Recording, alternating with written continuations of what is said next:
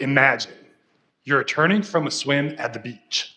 You need to get back to your Airbnb, but the road is flooded. What do? Walk through the floodwaters or wait to return? For those considering the walk back, are you thinking about what might be in that water? Because of sea level rise, sunny day flooding like you see on this slide is increasingly common, both in North Carolina and in coastal areas globally. This road in Carolina Beach has flooded not because of a hurricane, but simply because of high tides and moderate winds atop increasing baseline sea levels. When I started my PhD, we did not know how often these sunny day floods occur. To find out, I installed sensors on this road and others throughout the state to track flood frequency. My sensor in Carolina Beach captured 65 days of flooding in just 1 year, meaning that 1 out of every 6 days, the road in front of your Airbnb could be impassable for hours.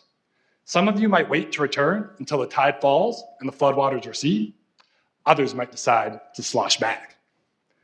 Unfortunately, for those who decided to trudge through the flood, I have some bad news. Collaborators on our research team tested the water quality of these floods and found that they are, put simply, pretty gross. We tested the floodwaters for fecal indicator bacteria. Poop! We found contamination levels up to 100 times greater than the standard that state officials use to trigger a beach closure.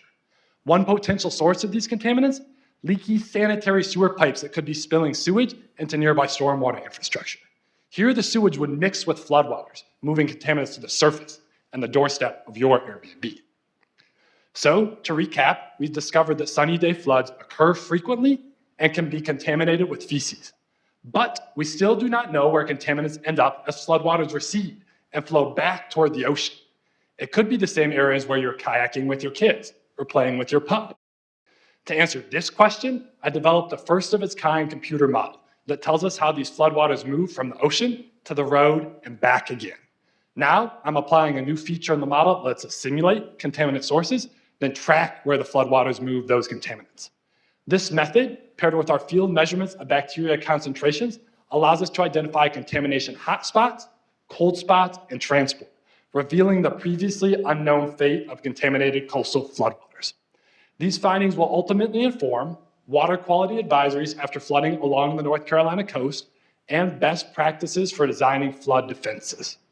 All told, my research will help coastal engineers and public officials keep you all healthy on your next trip to the beach. Go Pack!